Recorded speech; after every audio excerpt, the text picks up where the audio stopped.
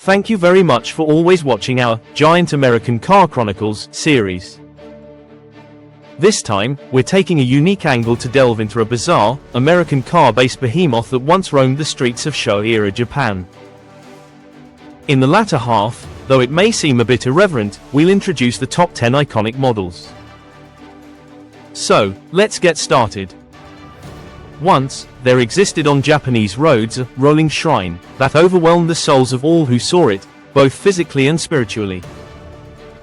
These were Miyagata hearses, the centerpiece of Showa funeral culture, where ornate portable shrines or temple structures were forcefully, yet with flawless craftsmanship, fused onto the backs of 20-foot-long American land yachts.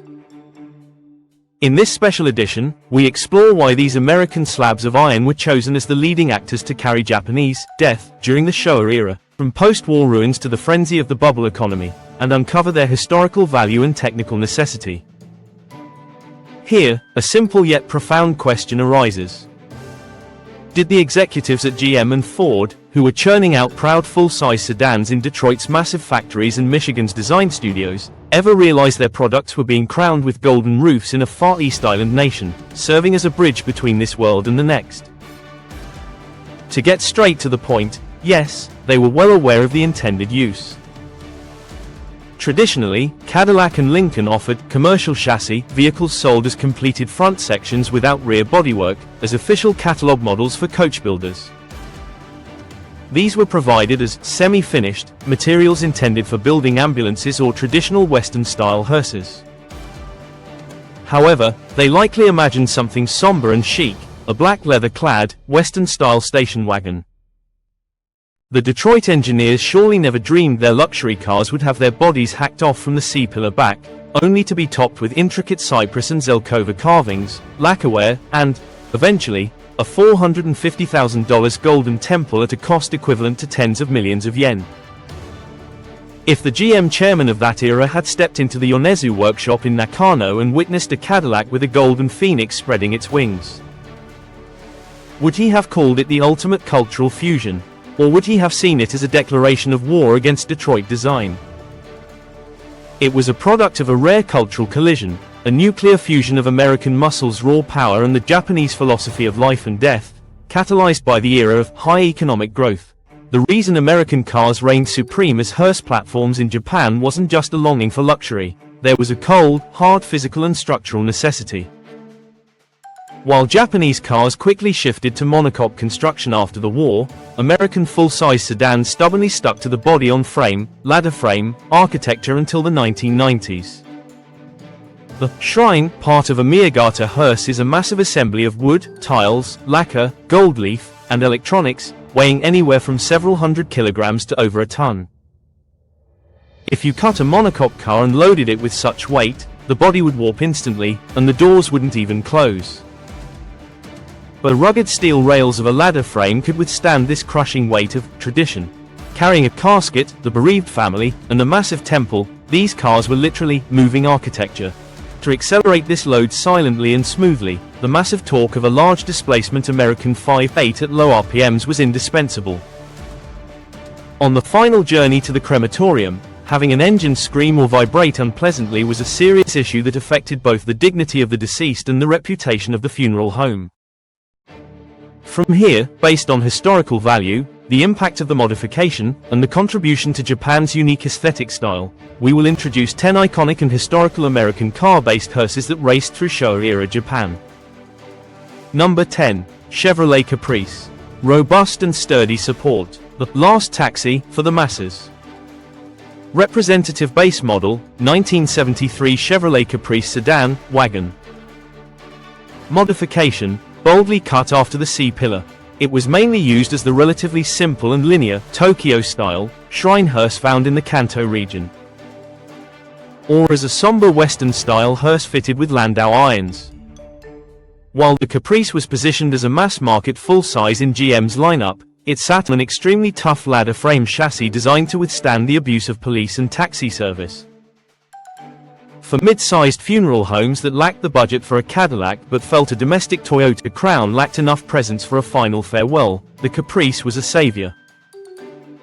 In America, this car was the quintessential working car, with donut-munching police officers behind the wheel chasing fugitives.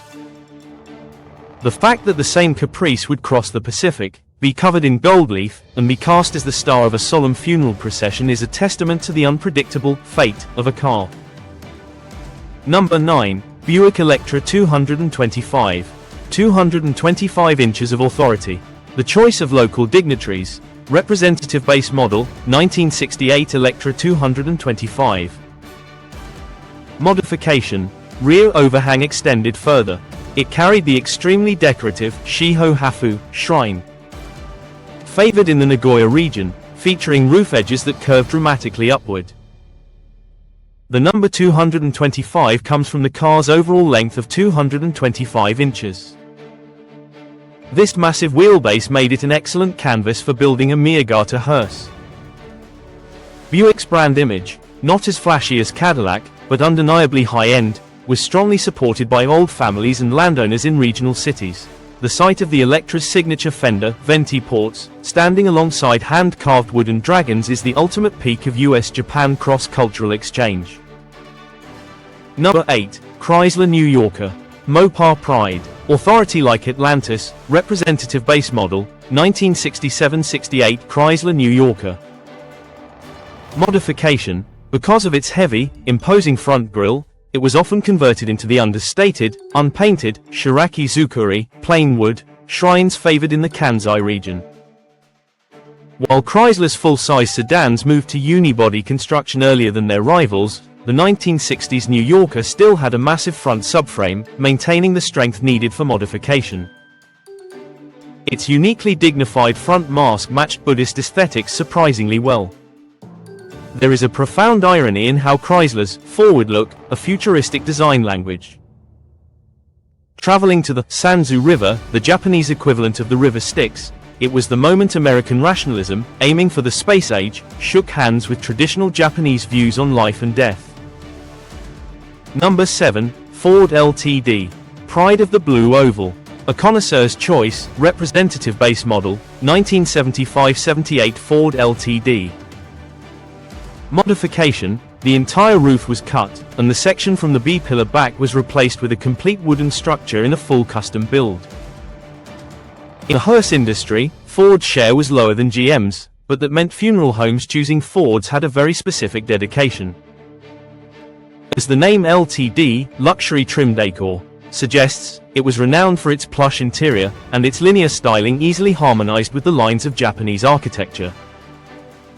Despite the baseless Showa-era prejudice that Fords are unreliable, entrusting one's final drive to a Ford was a bit of a gamble. If the engine were to stall on the way to the crematorium, the relatives would surely interpret it as, the deceased doesn't want to leave yet. Yet, the way that rugged grille supported a golden roof had a stoic, samurai-like intensity that the GM cars lacked. Number 6. Mercury Grand Marquis. Lincoln's body double, the solid Panther platform. Representative base model, 1983-87 Mercury Grand Marquis. Modification. Since the front end was relatively conservative, it was often finished as a chic shrine hearse using lots of silver and black, catering to families who said, "We want a shrine, but nothing too flashy." This was the flagship of Ford's premium brand, Mercury. Sharing the Panther platform with the Lincoln Town Car, it was a straighter student for coach builders to work with. It was a pragmatic choice, not as flashy as a Lincoln, but identical underneath. In its home country, America, this was a peaceful car used by retired couples for grocery runs. In Japan, however, it transformed into a symbol of death that made children hide their thumbs. This massive gap in roles is the true essence of the American car's journey. Number 5. Cadillac DeVille. An answer to emissions regulations. The last roar of a giant elephant, representative base model, 1974-76 Cadillac DeVille. Modification. Based on a body over 20 feet long and 6.5 feet wide, it was fitted with a golden temple by the Yonezu workshop in Nakano, Tokyo. This is the biggest and baddest model symbolizing the golden age of Miyagata hearses. Due to the 1970s oil crisis and emissions regulations, the Muskie Act, American cars were forced to downsize. But the DeVille of this era was still massive, packing a ridiculous 500 cubic inch, 8.2L, engine, unthinkable today. This was the star of the era when these hearses grew to their largest proportions. An 8.2L V8. Using the displacement of 8 modern compact cars just to transport a car skip for a few miles at 12 miles per hour was the ultimate extravagance. Number 4. Lincoln Continental. Especially for Ford loyalists. Presidential prestige. Beyond the suicide doors, representative base model, 1961-63 Lincoln Continental. Modification. The 1960s models featured famous suicide doors, but during the hearse conversion, the rear doors were often fixed in place. In exchange, they carried luxurious, unpainted, shiraki shrines typical of the Kansai region. It was also a Lincoln Continental that President John F. Kennedy was riding in during his assassination. Its heavy image associated with death and its noble, upright front grille earned it the highest status in the Japanese hearse industry. Choosing a Lincoln meant treating the deceased as a state guest. The symbol of American power became a portable shrine for the journey to one's final home in Japan. The design compatibility was uncanny. The Continental's grille harmonized perfectly with the architecture of Shinto shrine gates and worship halls. Perhaps the Detroit design team and Japanese temple carpenters had reached a common answer to the question, what is dignity? Without ever speaking, it must be boxy, and it must be huge. Number 3. Cadillac Series 75.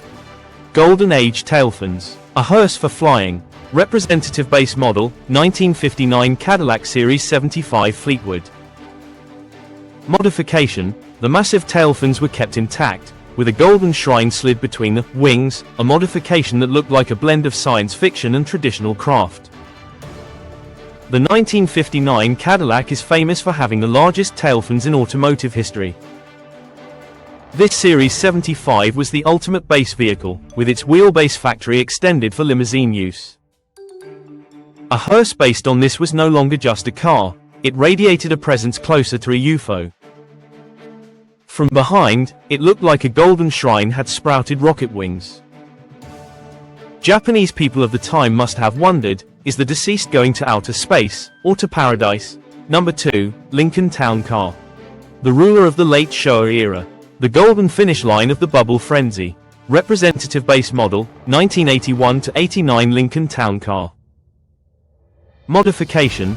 Wheelbase stretched even further, with over 20 million yen spent on lacquer and gold leaf. It's said that 70% of Miyagata hearses nationwide at this time were Yonezu workshop builds based on town cars or Cadillacs. From the end of Showa to the beginning of Heisei, the Lincoln Town Car sat on the throne of Japanese hearses. The boxy 1980s town car had the most perfectly realized balance for a Japanese Miyagata hearse. This car is the true identity of that hearse we saw as children and trembled at. This is the definitive, the hearse. Funeral homes during the bubble era competed to acquire town cars, staking their reputations on putting on the flashiest, highest roofs possible. If the Lincoln developers in Detroit had witnessed their product carrying this golden mountain, they would have been lost in thought by the Great Lakes, wondering, since when did our car become a mobile platform for a Buddhist altar? Yet, at linear design harmonized with the Japanese concept of death in a mysterious way. Number 1. Cadillac Fleetwood Brougham. The Immortal Emperor. Pride of the commercial chassis. Representative base model, 1978 Cadillac Fleetwood Brougham. Modification. Compatible with every regional style, Tokyo, Nagoya, Kansai, Kanazawa. One 1993 model cost $450,000 to build, featuring marble and chandeliers inside, steel casket rails on the floor, and a dragon painted on the ceiling, a literal, rolling national treasure. The undisputed number 1 is the Cadillac Fleetwood. The existence of the commercial chassis provided for coach builders was the clincher. This was a Cadillac born to become a hearse. Throughout the Showa era, the pinnacle of Japanese funerals was always found alongside this car. This car was the seat of the gods in Japanese funeral culture. The sight of the Cadillac crest and wreath coexisting with chrysanthemum emblems and dragon carvings was a perfect microcosm of post-war US-Japan relations. On top of American hard power, steel and engines, sat Japanese soft power, religious ritual and craft. Legend has it that Americans who saw a re-imported Miyagata Cadillac exclaimed, "What cool decoration! Is this a camper? A device meant for sending off the dead looks like an exotic party wagon once it crosses the ocean." This is the ultimate irony of the American car. Summary: where have the golden shrines gone?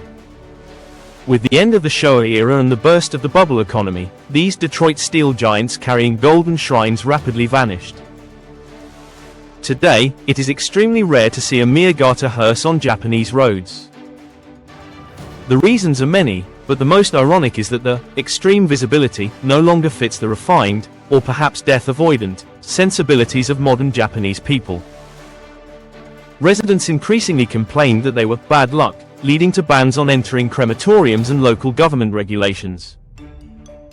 A device meant to send off the deceased with grandeur has now become an object of avoidance. Entering the 21st century, American manufacturers also phased out ladder-frame sedans.